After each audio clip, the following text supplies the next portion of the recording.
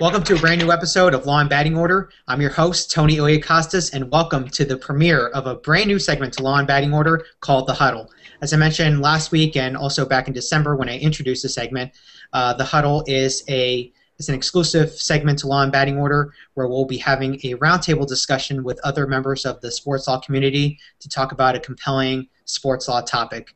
And I'm especially excited to kick off this premiere of The Huddle. And what better way to do it than with really awesome people, people who are great friends that I've gotten to know over the months, and I'm sure you're in for a great treat today. Also, just to let you know that you can be part of the Huddle discussion. The whole reason why the Huddle exists is so that we can all discuss this same topic. So if you'll see, as you'll see on the screen, there will be a handle that says, actually it's a hashtag rather, there will be a hashtag that says The Huddle. You can go on Twitter and you can follow along with the discussion there, and you can share your thoughts on today's topic. So today we'll be talking about the Biogenesis PED scandal that has plagued Major League Baseball. It's been really quite the scandal that's been going on, and I think that there's a lot of legal issues that come up with it, but as sports fans, everyone should be aware of it, and it has certain ramifications, especially if this goes beyond baseball. But today's episode features some very special guests. My guests are comprised primarily of, well, actually, they're all presidents of sports law societies from all the law schools. So this is the part where I'll stop talking, and I'm going to let everyone do their own introductions. So we're going to kick things off with Andrew Orcutt. Andrew, go ahead and take the stage. Introduce yourself. Hi guys, I'm Andrew Orcutt. I am a rising 2L at the University of Miami School of Law. I'm the president, like Anthony said, of the University of Miami Entertainment and Sports Law Society. I was recently selected as one of 7 law students in the nation to participate in the Law Student Reporters Program for the ABA Intellectual Property Law section at the annual conference this August. My Twitter handle is right behind me, at Andrew_Orcutt. You can follow me. Always like connecting with people. Big interest in sports and entertainment law, and looking forward to this discussion, and happy to be here. Thanks, Tony. No problem, Andrew. All right, let's kick things off to my partner in crime, Jackie Lamer. Jackie, introduce yourself. Well, I'm Jackie Lamer. I'm a rising 3L at New York Law School, where I am the president of the Sports Law Society, amongst other things. This summer, I am working at my county's public defender's office, but my interest is primarily in sports law. And we have a Twitter, which is, I think, NY Sports Law. It's at NYLS Sports Law. Yeah. That's what I meant. At NYLS Sports Law. Great. Thanks, Jackie. All right, now kick things off to the one and only Matt Wilson. Matt, take it away. Hi, thanks. Thank you, Tony. My name is Matt Wilson. I'm a rising 2L and the president of the Sports and Entertainment Law Society at Emory University School of Law in Atlanta, Georgia. Right now, if you can see in the background, I am at home working in St. Louis. That is the beautiful Busch Stadium in the background. I'm working half my summer here, and then I am going to start at a real estate litigation firm in Atlanta come July 8th. But my interests are primarily sports law. My Twitter handle is at MattyWill89. Follow me on there. I keep my Twitter handle pretty active, as Tony can attest to, so I love connecting to people, and I look forward to that. If you're not a Cardinals fan, so I'm calling out all the Pirates fans, Brewers fans, Cubs fans, Reds fans, don't go on Matt's page because he's going to talk all Cardinals. That's what it's all about. That is a true story. Well, anyway, thank you all so much for joining me. Let's kick things off with the Huddle. So I'm a baseball fan. Everyone here is a baseball fan. Unlike Matt, who actually roots for a winning team, and Jackie, who also roots for a winning team. Sometimes. I'm a Met fan, so I happen to see losing teams on a regular basis, but I'm a loyal fan nonetheless. But what's funny about just following baseball is that in addition to seeing your favorite stars or those really special players come through the big leagues and just they win you over. Aside from seeing the good side of baseball, you do see the bad side of baseball, and I'm talking about what's plagued baseball for the past decade or two, which has been performance-enhancing drugs and steroids. And I think the Biogenesis scandal really takes it a step up when it comes to really talking about cracking down on performance-enhancing drugs and just generally speaking, doping scandals that plague sports. So, Andrew, I'm going to start off with you. What was your initial reaction as a baseball fan about this whole Biogenesis scandal from the time that rumors loomed that Biogenesis was supplying performance-enhancing drugs to Major League Baseball players to now where there is speculation as ESPN's Outside the Lines is reporting that Major League Baseball will be suspending as many as 20 players for their involvement in Biogenesis. Andrew, you have the floor. Yeah, so my first reaction, with any big sports story like this, was initially surprised. You never expect anything like this to happen. At the same time, then I remembered that we're talking about baseball and performance-enhancing drugs, and so then at the same time, I wasn't as surprised. At this point, I think I'm a little numb to the kind of PED talk that happens in baseball. I think a lot of people are. So that probably played off to some of my less being surprised at first. And secondly, exploring more about it, I realized that it was basically happening right in my neighborhood in Coral Gables, Florida, where I go to school. So I was trying to figure out where this office was, and I drove by it, and I was like, that looks shady.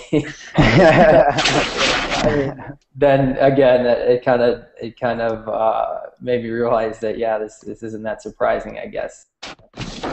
Yeah, I would expect it not to be that surprising, especially since, like you said, steroids have just become, I guess, a part of the nature of baseball. Jackie, what do you have to say about this whole scandal? I'm kind of, I guess, tired of all the PED talk. Like, drugs have been a part of baseball forever, and I know we'll get into the legality later on, but, like,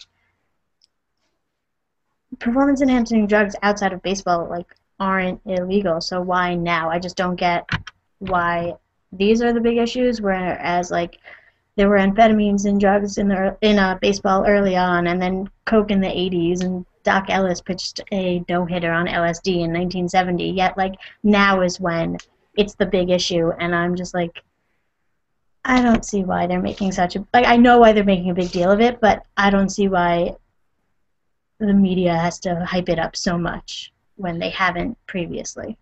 Well, let me ask you this, just to follow up to that. Would it have to deal with maybe the reason why the media is hyping it has to do with the fact that they're stressing the importance of the integrity of baseball? I mean, I guess you can make the argument that the integrity of baseball has been a priority for the league since the time it was founded. But do you think maybe that's the reason why the media is hyping it so much?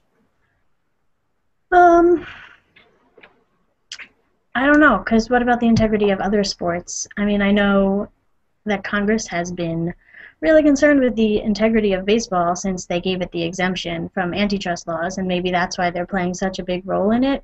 But why baseball and nothing else? And if nothing else, then again, why baseball? Right. I mean, right. To build off that, I think every sport is concerned with the integrity of their sport. If you see now the NFL with Roger Goodell cracking down on the hard hits and the hits to the head, and the NBA cracking down on their kind of thug persona that they sort of used to have, and now, when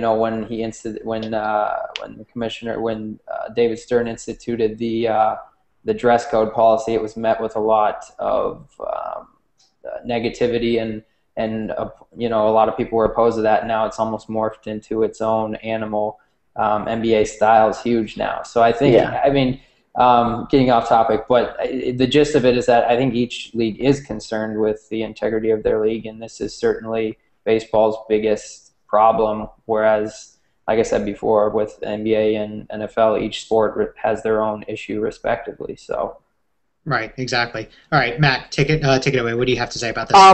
Again, to kind of piggyback off what's been said before me, I wasn't completely shocked. I'm numb to it. I understand. However, I am a little surprised because of, and this goes to what we'll be talking about later, because during the Balco and the initial PED scandals in baseball, there wasn't a standard in place. There wasn't a uniform. The things people were doing were not illegal at the time, quite frankly. And now there is a stringent policy. There is a very strict steroid policy that is in the new labor agreement. And the fact that, again, I'm not surprised that, because people will always cheat, especially when the rewards are $100 million contracts. However, I was just surprised at some of the repeat offenders. A-Rod comes to mind, who have previously been, who could have understandably maybe salvaged his legacy had he only done PEDs when they were not strictly illegal. However, now that they're illegal and they're still linking him to it, I think his legacy's ruined, to be honest. Oh, absolutely. And one thing, as a Cardinal fan, and no matter where he went, where he goes now, I will never believe that Albert Pujols took steroids until I see a positive test. He's never been linked. His name's never been indicted, and I hold it close to my heart that he isn't a steroid user.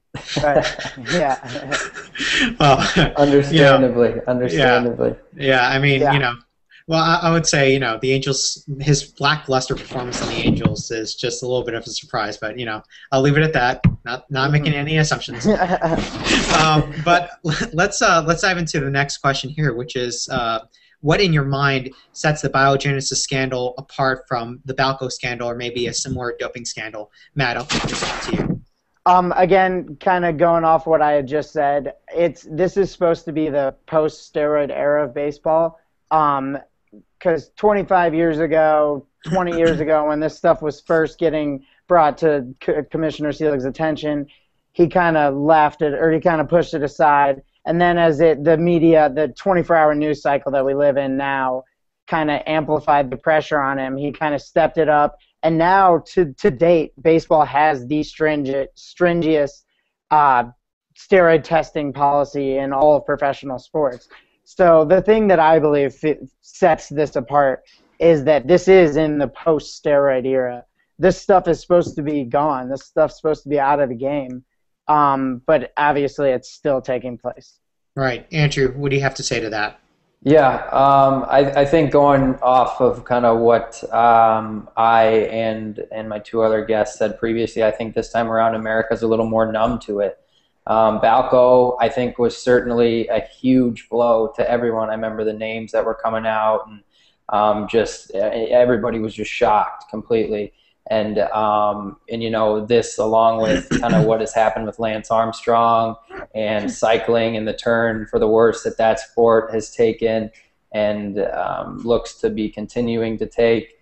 I think people are, again, just kind of numb to the allegations. It's kind of old news at this point. I know a lot of people who are baseball fans and who are not baseball fans that at this point just assume everybody's taking steroids.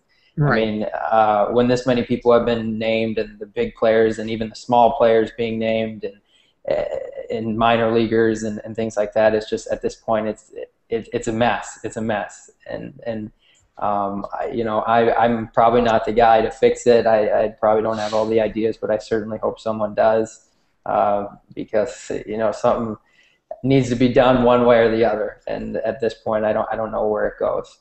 Yeah, Jackie, what do you think of this? I mean, I'd agree with all that. Even the way you emphasize 20 players, like, it should be such a big deal. It's 20 players, but none of us react to it. Like, oh my God, it's 20 players. Just like, oh, steroids in baseball again. All right, whatever. It's become so regular in the sport. It's sad to see, but it's not something to really get surprised over anymore, and that's unfortunate. Well, I'll say this, and I'm saying this as a baseball fan and as someone who really monitors these steroid scandals very closely. I won't say that I was numb to it, but I did find the 20 players a little alarming. Not that I'm saying, oh my goodness, here are players who use steroids. I'm just finding it alarming in terms that there isn't enough, let's say, regulation, or that many players could get away with really using it that frequently, even though we do live in this post-steroid era or the steroid era. I guess it's really on the balance. And, the frequency of players using steroids or performance-enhancing drugs is so frequent that I can understand that. But I think you can't overlook the fact that you're still talking about 20 players, and as Matt pointed to, you're talking about some players who are accustomed to it, but then some new names. Like, for example, we know A-Rod was listed in it. We've known for the history of his career that he's been using steroids, at least since he was in Texas. Ryan Braun, who successfully overturned an appeal, what I think it was 2011. On a technicality. Right, Yeah, exactly right. But no one denied the fact that the man used steroids. No. And here he is again using steroids. Melky Cabrera, who had just gotten suspended last season for using steroids, here he is again. So I can understand those names not being a surprise. But names like Johnny Peralta, I think there was I think Everett Cabrera from the Padres. There were some other players. I know that there was a former Met that was on that list as well. I mean, like some minor leaguers, but then like other names that you were just surprised and did not expect to see on that list. That I think that should have led some people to be a little surprised. But I can understand what everyone is saying here, and I would definitely agree in that respect that the public, broadly, is most likely not surprised and shouldn't be surprised by these news. Let's dive to the next question here, which is really leading to the legality of this whole issue, because I think as normal fans, and I'm speaking to law school students, lawyers, and sports fans alike, when you look at this facially, you may not necessarily see the legal issues right there, but if you dig deeper, you do see some legal issues, and they're hidden, but they're there, they're visible. So Matt, from a legal perspective, what do you think are the biggest legal issues that will arise from the Biogenesis scandal and the subsequent investigations and suspensions? And when you do rattle off those issues, why do you think those particular issues are significant? Thanks, Tony. Well, from where I'm sitting and from all the research that I've done on this, the main issue that everyone's talking about that jumps right off the page is the credibility of Tony Bosch, the man who is in charge of who ran the Biogenesis plant, who gave out these drugs, and then destroyed the evidence. A man who Major League Baseball has been for years trying to discredit as a scumbag, a drug dealer, and now they're kind of resting their case on him. That's the first issue that jumps out to me. But as I've done some of my research, one of the things that's been noted is MLB has used sketchy characters in the past. With the Pete Rose situation, they used his former bookie as one of their informants, and obviously a sketchy character, Ron Peters, his former bookie, and so this is nothing new. But when you dive a little bit deeper, some of the issues that come into play, especially if we're talking about the bigger names, the A-Rods, the Ryan Brauns, is whether or not, first of all, whether or not MLB has the right to suspend just based off of allegations and possible evidence given by this sketchy character, not based off a failed test. There are no failed tests as of now available right now.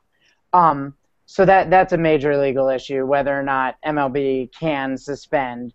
There is something that I've found in the joint drug agreement that they can suspend for participation in use and sale of illegal drugs. However, again, this comes to whether or not they have the evidence to prove it, and which brings up another big issue, and that's it kind of relates to the Jonathan Vilma, the Bountygate scandal. Jonathan Vilma used that scandal, and he filed a defamation suit against Roger Goodell.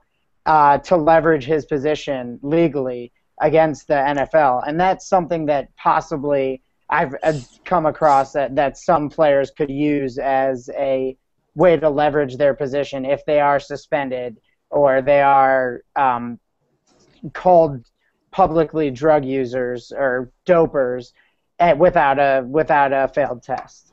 So and then lastly, it's whether or not the teams have the legal right to void contracts. A-Rod still has 4 years, over $100 million left on his contract. If he fails his second drug test, plus he's unhealthy right now, that's 4 years, $100 million that the Yankees have to pay. And we all know the Yankees can afford that, but they're obviously going to want to get out of that. It's a legal strain. I mean, like legal and financial strain. Yeah, exactly. And so there's the legal issues involved with whether or not they can legally void his contract. Right. That actually would be extremely incredible if they actually did try and void his contract. I mean, that's pretty unprecedented. Yeah. In baseball, anyway. And I'd have to look more into exactly what qualifies or the team to be able to do that. And I know there's been a few sports law professors and professionals who have talked about that a little bit, and it's been interesting following what exactly would happen there. I'd be interested to see what happens. Sorry.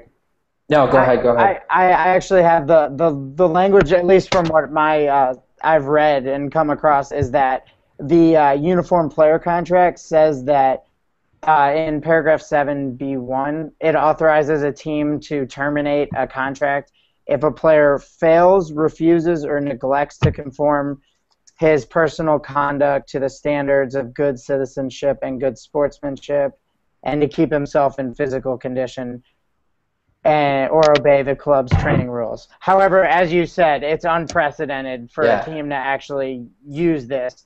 One of the things I came across was the Rockies tried to void Denny Nagel's contract a couple, I guess now probably about a decade ago, for soliciting a prostitute, and they were unable to get it done.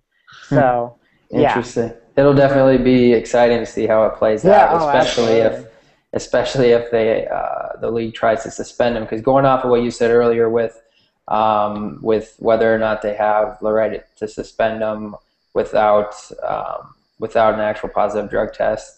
Correct me if I'm wrong, but I think the league, kind of the CBA, gives the commissioner power to do that, even if they have. I think all they need is reasonable suspicion or maybe probable cause that they're associated with drug use or performance-enhancing drug use.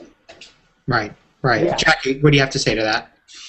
I think the defamation thing you brought up is really interesting, because I didn't even think about that. Like, I have a hard time, like, when people talk about legality issues in sports. I'm like, sports is a business. They have rules. Like, let them deal with their rules. But, like, the doping allegations and what it can mean for someone's reputation is actually a really good point. And the contract things, like yeah, there's always something in everyone's contract, or not everyone's, but in like people who represent a company like publicly, there's something about decency, with models. It's or if you're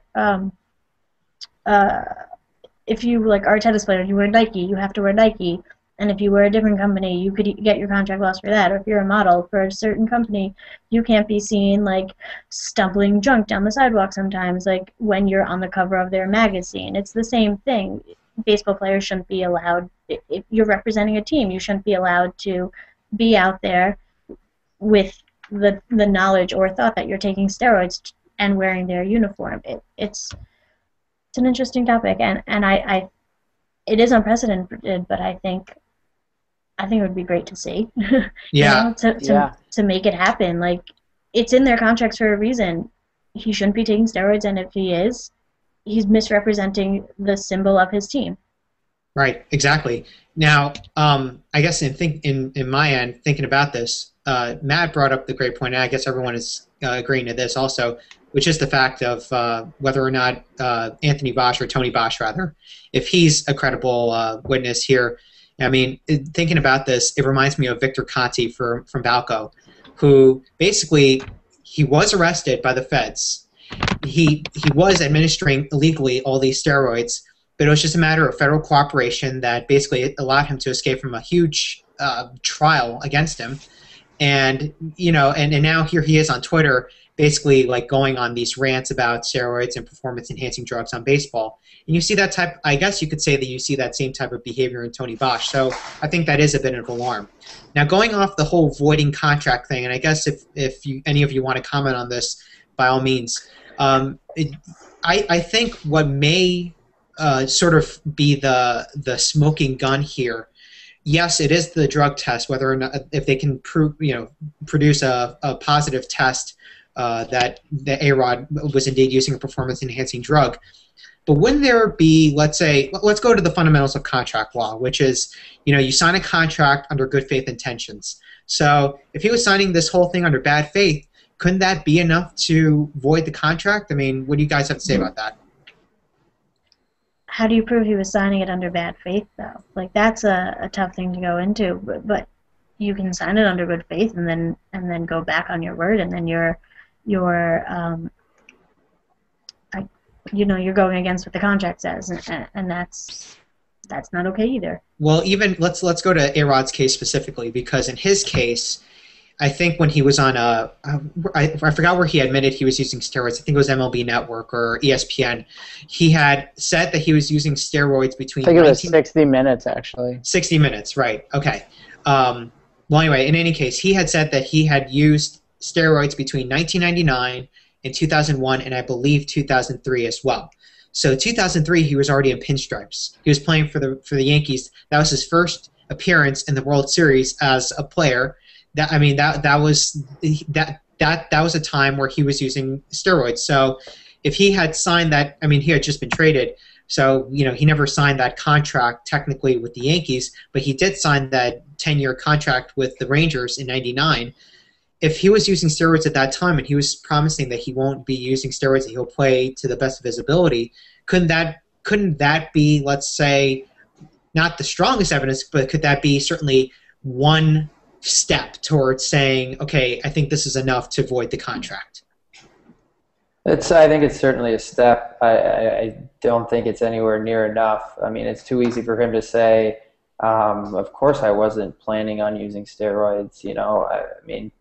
I don't know how Major League Baseball would go about proving that. But yeah, like you said, it could certainly be used as a building block or a stepping stone towards the right direction. But they'd have a lot more work to do from there, that's for sure. Sure, absolutely.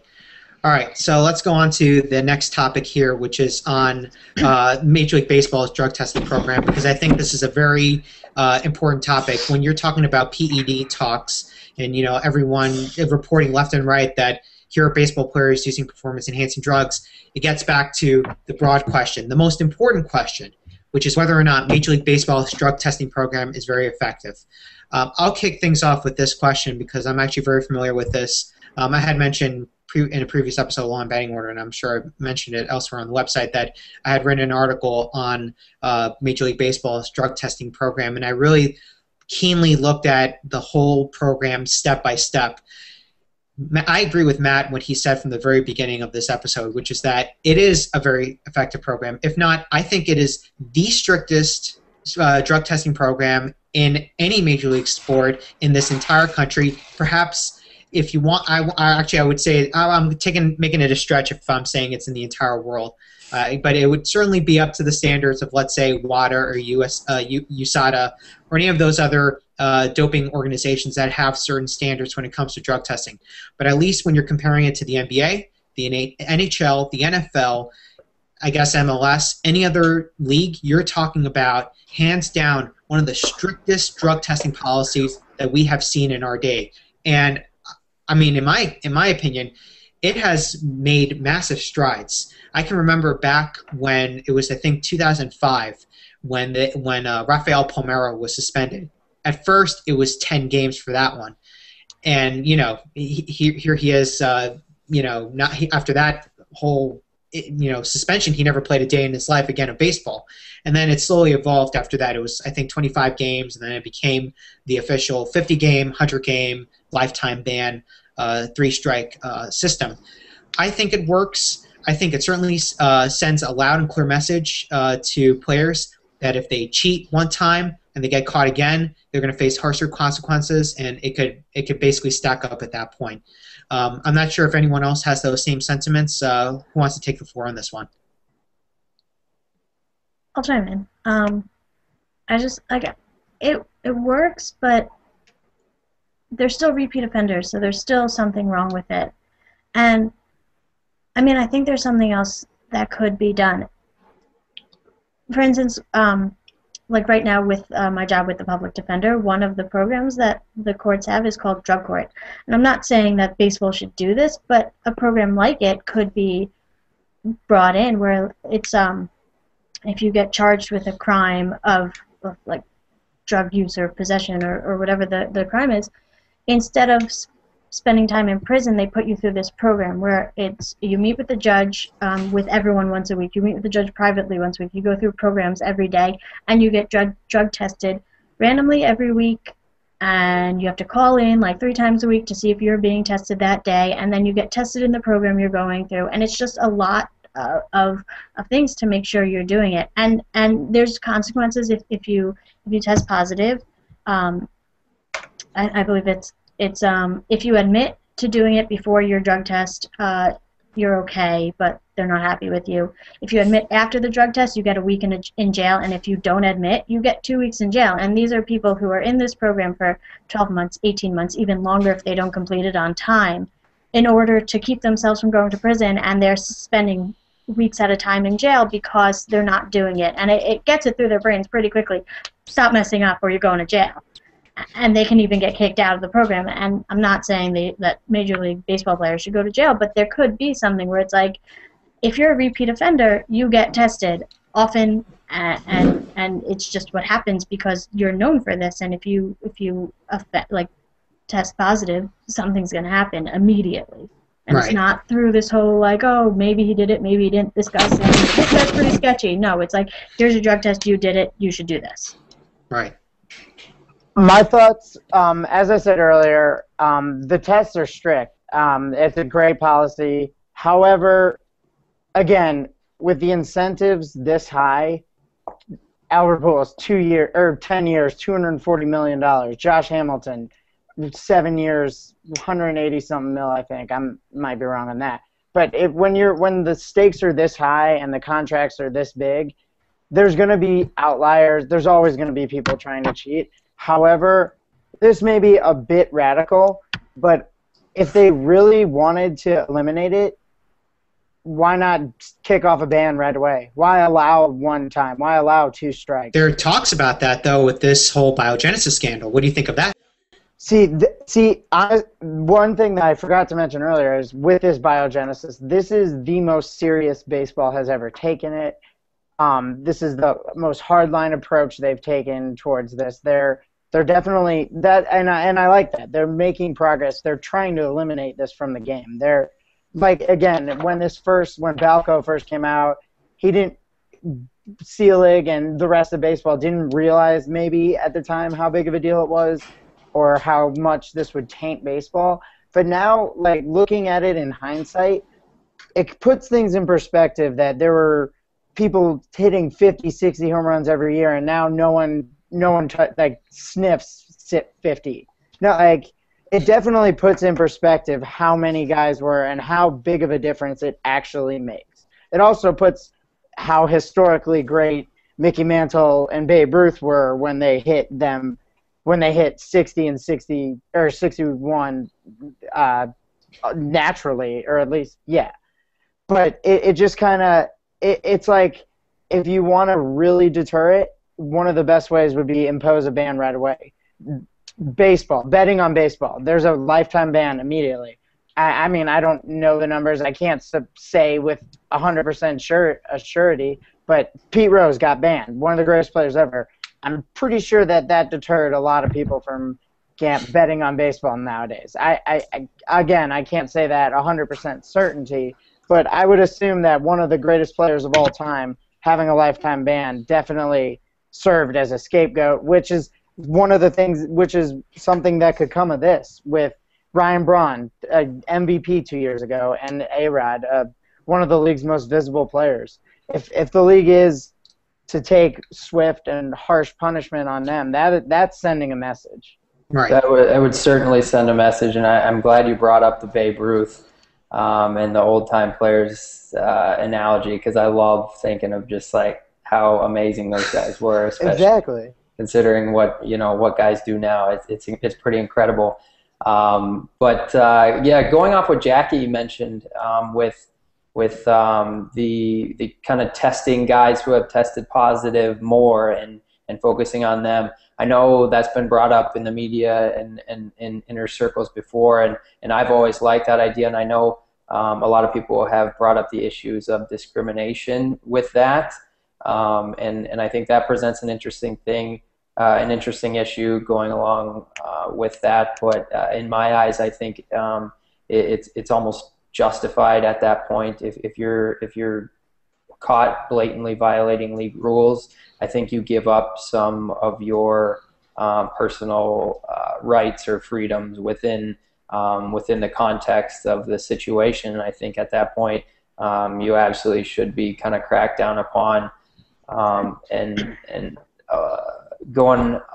Trying to think what else Jackie brought up. There was one other thing I wanted to talk about, but it slipped my mind at this point. Okay, well, in any case, you guys brought up very interesting points about preventative measures that should be taken, which, I think is important for Major League Baseball because, like I said, even though it's effective, it's certainly made strides over time. And that's not to say that this is a perfect system, but at least, that's definitely what you want to do. You want to make sure that it's always you want to make sure the program is on its A game. So, one more thing. Sorry, I wanted to add. Go ahead. About what Jackie said about testing more often and things like that. That brought up something in my mind about something that I had seen or read on like a 60 Minutes or something. I think along with the Lance Armstrong doping scandal was that someone said, I think it was a doctor or someone in some inner circle within the sport said, the problem's not guys doping. The problem is masking the doping and the masking agents that go along with it. So testing more often, I honestly don't even know if that would help. You got to think on a very basic level it would, just because your odds get better at that point. But really the problem is, finding a solution to detect these masking agents and diffuse them or disable them to be able to test. The tests almost have to be more advanced themselves, and I think that's the hardest part about it, is that the more masking agents that are out there and the better quality they are and the more that they mask, the tougher this task becomes for Major League Baseball. And it's certainly not going to get easier from here on out, and I think that's how you guys were talking about the bans, taking a more swift approach and just a ban, or increasing the fine amount in addition to the ban would provide long strides towards getting some sort of resolution to this. Right, absolutely. So let's dive into the next question, which is now what has been plaguing Major League Baseball for the past few years, which is the government getting involved. And Major League Baseball is a private entity. It has its own collective bargaining agreement. Never needed the government involved. In fact, the last time the government ever got involved with Major League Baseball was when, as Jackie correctly alluded to, when they placed an antitrust exemption on Major League Baseball. But that was being challenged, by the way. Oh, okay. So there. But in any case, the 2005 Congress had all the hearings where they invited baseball players to come in. You had players under oath saying they never used steroids, when later on they proved that they were indeed using steroids. They came out in the open saying that. So, Jackie, I'm going to throw this question to you. Do you think the government should play a role in Major League Baseball's drug testing program? And if so, should there be full-fledged intervention, or should they help regulate and let them accordingly? No, I don't think the government should be involved at all. And I have a couple blogs out about the antitrust exemption, and I think this is similar. I think it's ridiculous, like everything. And it's almost like Congress is now taking like this paternal instinct to protect the sport that it's been protecting since the 20s, I believe. You know, like baseball's exempt for, at this point, no reason.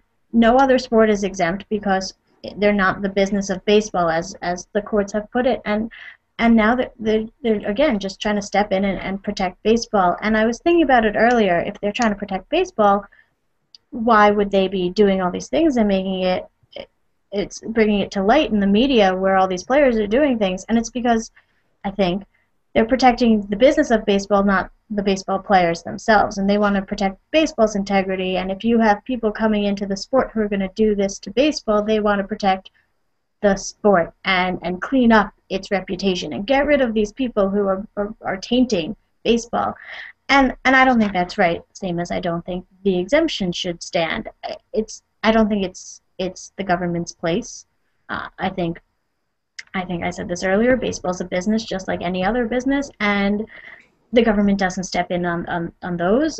Well, sometimes they do, but not in every instance. And why are they stepping in on this when it's not? It shouldn't be an issue that has anything to do with Congress. It's baseball's problem. Baseball should take care of it. Yeah, plain and simple.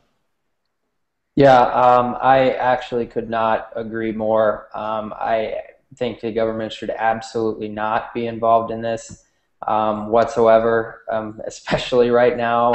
They have far more important things to be worried about right now. And even, yeah, they're trying to find Snowden. They can't even find him. Yeah, exactly. Even if our economy was booming, I don't care. I don't think they should have one single part in this issue whatsoever. You know, if they did, or while they do, it's going to take, anything they try and do is going to take forever to get done, just as anything in government does.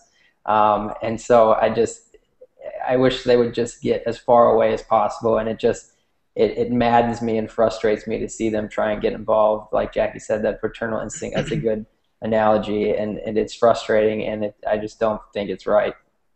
Yeah, Matt, what do you have to say? Yeah, I mean, I hate to just go with the crowd here, but I agree with everything. I mean, the government doesn't go to Google and tell them how to run their company. They don't go to any other private company and tell them how to run it. And I don't understand why they feel this need to do this with Major League Baseball. Again, going off what Andrew said, anything will take years and years, and there's so many hoops to jump through to get something done when you go the governmental route. Major League Baseball taking swift action, working between the Players Union and Major League Baseball, that's how things are going to get done, not with the government getting involved, as evidenced by the Roger Clemens trial. That you took years and nothing was accomplished. That's a perfect example. Yeah, it's a waste of time, and it's not gonna. I mean, and they, like Andrew said, they have tons of other things to be worried about right now. Let Major League Baseball get the right people in place to make the decisions to clean up the game. Right, and not to mention, Major League Baseball has a Department of Investigations where they do their own investigations. If I'm not mistaken, they're from either have a background in law enforcement or they were lawyers or who had to deal with something along these lines. So they're certainly in a capacity to do that. I will say this, though, not that the government should have full-fledged autonomy when it comes to the drug testing program.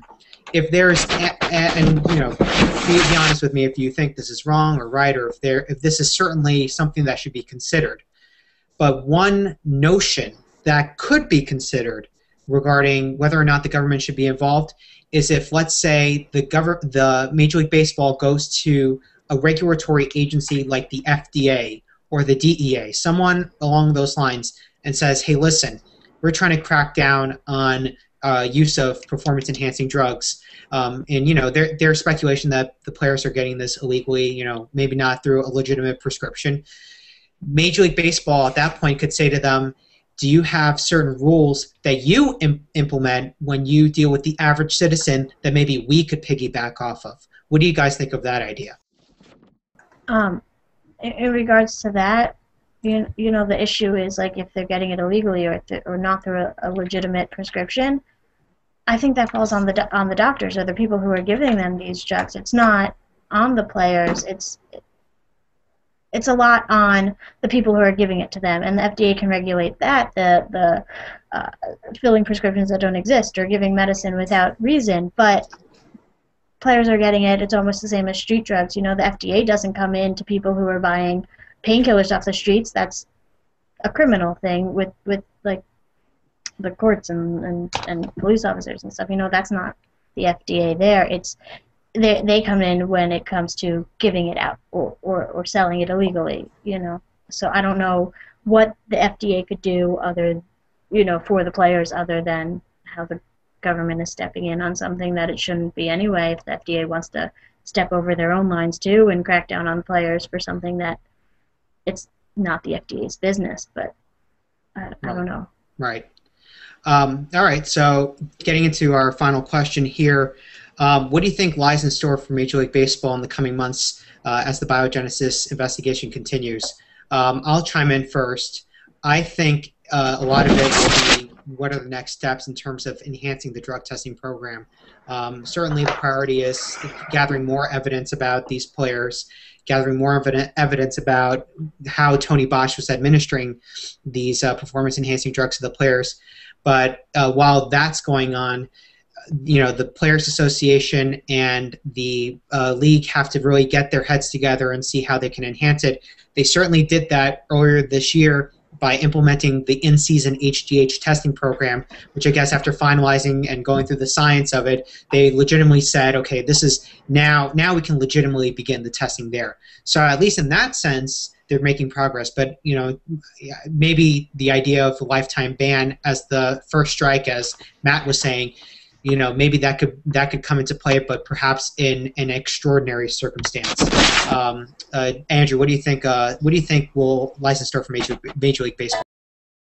Yeah, I think the HGH, you know, testing policy will continue to evolve, and as it should. It's tough to say where it's going to go from here. I think players are going to be suspended for this. You know, like we were talking earlier, whether or not they would because of no positive test. I think indeed players will be suspended, and they're certainly going to appeal those as they always do, and we'll see what happens with those appeals. But moving forward, I think America is going to continue, like we've said a million times here in this discussion, America is going to continue to be numb to this steroid talk, this PED talk, this HGH talk, until something is really put in place to just put the kibosh on it. I don't see it really taking a turn for the better anytime too soon, unfortunately. Yeah. Matt, what do you think? I think some good can come of this. I think, first off, one thing that I forgot to mention earlier that I think should be explored and will be explored in the future is contract provisions. We talked about how voiding the contracts could become an issue. I think there should be contract provisions in the future. I'm not sure if that's something that's in talks at the moment, but contract provisions that allow teams to void contracts for failed steroid tests, failed HGH tests. I think that can serve as a big deterrent because, like I've been saying, one of the reasons this keeps happening is because the incentives are so high. But if the consequences are also high, they're brought up to match the incentives, then that could be a major deterrent. I think that as we go down the line, the 50-game suspension may be lifted and it'll just go straight 100 and then ban for life. Maybe even move towards ban for life. Hopefully, as a baseball fan, I don't want this to happen again. I don't want more of these names to be released. But I can't say that I'm expecting this to be the last one. I can't say that these 20 players are going to be the last ones indicted. Hopefully they are. I hope that Ryan Braun and MVP and A-Rod, one of the most recognizable faces in baseball, being punished severely. I hope that that serves as a deterrent for future players, future stars, and I hope that Major League Baseball grows to market some of the players that are clean and that have always been clean, and some of the numbers today and some of the numbers of the past are put more in a historical context when you kind of look back upon it. Like I hope one day we're able to look back upon the steroid era, say that we lived through it, and say that we saw the other side of it too. Because, I mean, baseball has been going on forever, and it's my favorite sport. And I mean, it may no longer be in America's pastime, but I think that it can be what it once was, and that, you know, moving forward, good can come of this. I hope that good comes of this. Absolutely. Jackie, you have the last word. I mean, I agree with everything. I think that, you know, there's always going to be players doing this until the repercussions are almost too strict. There's nothing truly stopping these players who take all the steps to get around it from doing it. One article I read from the Washington Post, it was called "Biogenesis Scandal Shows Drugs Remain in Baseball, but also that MLB is still trying." Said some athletes will always cheat if the potential reward could be tens of millions of dollars.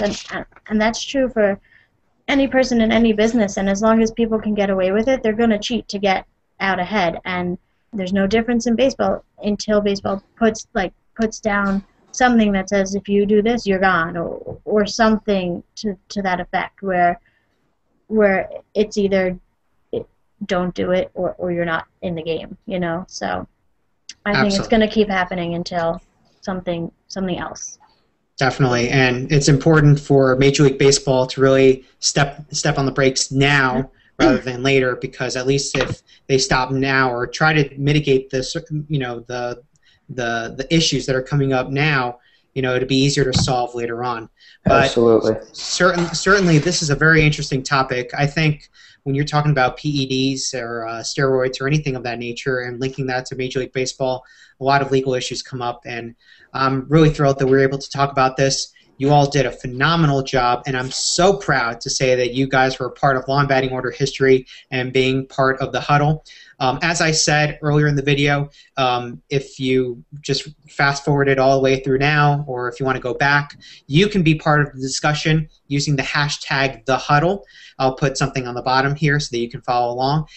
Tweet Law and Batting Order at LawNBO and share your comments about this. You can go to Law and Batting Order's Facebook page at facebook.com/Law and Batting Order. You can give your comments there using the hashtag #TheHuddle as well. And I couldn't have done this without you guys. So just to go around again, I thank each and every one of you out there. If you want to follow Andrew, be sure to follow him at Andrew_Orchid.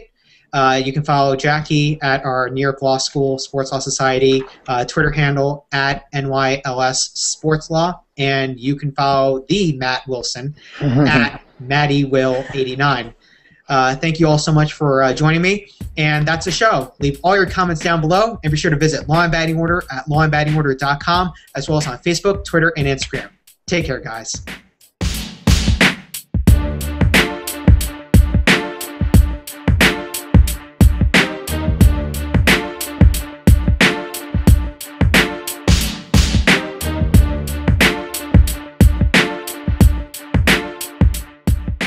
Baseball is that in addition to seeing your favorite stars or, you know, those really special players come through the big leagues and you know, just they win you over.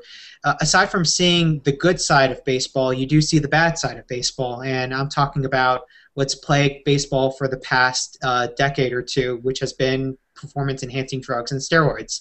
And I think the Biogenesis scandal really takes it a step up when it comes to really talking about cracking down on performance-enhancing drugs and just generally speaking, doping scandals that plague sports. So, Andrew, I'm going to start off with you. what was your initial reaction as a baseball fan about this whole Biogenesis scandal from the time that rumors loomed that Biogenesis was supplying performance-enhancing drugs to Major League Baseball players to now where there is speculation as ESPN's Outside the Lines is reporting that Major League Baseball will be suspending as many as 20 players for their involvement in Biogenesis. Andrew, you have the floor. Yeah, so my first reaction, with any big sports story like this, was initially surprised. You never expect anything like this to happen. At the same time, then I remember that we're talking about baseball and performance-enhancing drugs, and so then at the same time, I wasn't as surprised. At this point, I think I'm a little numb to the kind of PED talk that happens in baseball. I think a lot of people are. So that probably played off to some of my... Which is, I think, NY Sports Law? It's at NYLS Sports Law. Yeah. That's what I meant. At NYLS Sports Law. Great. Thanks, Jackie. All right, now kick things off to the one and only Matt Wilson. Matt, take it away. Hi, thanks. Thank you, Tony. My name is Matt Wilson. I'm a rising 2L and the president of the Sports and Entertainment Law Society at Emory University School of Law in Atlanta, Georgia. Right now, if you can see in the background, I am at home working in St. Louis. That is the beautiful Busch Stadium in the background. I'm working half my summer here, and then I am going to start at a real estate litigation firm in Atlanta come July 8th. But my interests are primarily sports law. My Twitter handle is at MattyWill89. Follow me on there. I keep my Twitter handle pretty active, as Tony can attest to, so I love connecting to people, and I look forward to that. If you're not a Cardinals fan, so I'm calling out all the Pirates fans, Brewers fans, Cubs fans, Reds fans, don't go on Matt's page because he's going to talk all Cardinals. That's what it's all about. That is a true story. Well, anyway, thank you all so much for joining me. Let's kick things off with the Huddle. So I'm a baseball fan. Everyone here is a baseball fan. Unlike Matt, who actually roots for a winning team, and Jackie, who also roots for a winning team. Sometimes. I'm a Met fan, so I happen to see losing teams on a regular basis, but I'm a loyal fan nonetheless. But what's funny about just following sports fans, everyone should be aware of it, and it has certain ramifications, especially if this goes beyond baseball. But today's episode features some very special guests. My guests are comprised primarily of, well, actually, they're all presidents of sports law societies from all the law schools. So this is the part where I'll stop talking, and I'm going to let everyone do their own introductions. So we're going to kick things off with Andrew Orcutt. Andrew, go ahead and take the stage. Introduce yourself. Hi, guys. I'm Andrew Orcutt. I am a rising 2L at the University of Miami School of Law. I'm the president, like Anthony said, of the University of Miami Entertainment and Sports Law Society. I was recently selected as one of 7 law students in the nation to participate in the Law Student Reporters Program for the ABA Intellectual Property Law section at the annual conference this August. My Twitter handle is right behind me, at Andrew_Orcutt. You can follow me. Always like connecting with people. Big interest in sports and entertainment law, and looking forward to this discussion, and happy to be here. Thanks, Tony. No problem, Andrew. All right, let's kick things off to my partner in crime, Jackie Lamer. Jackie, introduce yourself. Well, I'm Jackie Lamer. I'm a rising 3L at New York Law School, where I am the president of the Sports Law Society, amongst other things. This summer, I am working at my county's public defender's office, but my interest is primarily in sports law, and we have a Twitter. Less being surprised at first. And secondly, exploring more about it, I realized that it was basically happening right in my neighborhood in Coral Gables, Florida, where I go to school. So I was trying to figure out where this office was, and I drove by it, and I was like, that looks shady. then again, it kind of made me realize that this isn't that surprising, I guess. Yeah, I would expect it not to be that surprising, especially since, like you said, steroids have just become, I guess, a part of the nature of baseball. Jackie, what do you have to say about this whole scandal? I'm kind of, I guess, tired of all the PED talk. Like, drugs have been a part of baseball forever, and I know we'll get into the legality later on, but, like,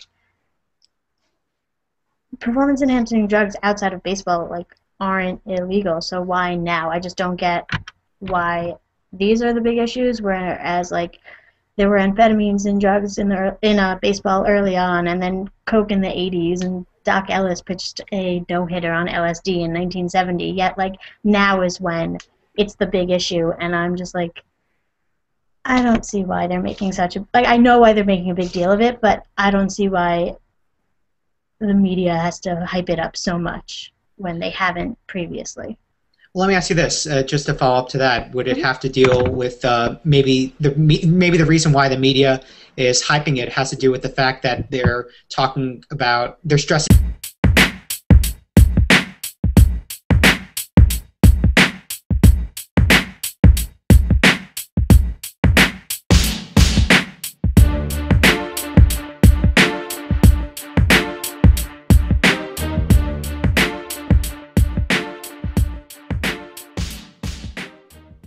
Welcome to a brand new episode of Law and Batting Order. I'm your host, Tony Oyakostas, and welcome to the premiere of a brand new segment to Law and Batting Order called The Huddle. As I mentioned last week and also back in December when I introduced the segment, The Huddle is an exclusive segment to Law and Batting Order where we'll be having a roundtable discussion with other members of the sports law community to talk about a compelling sports law topic.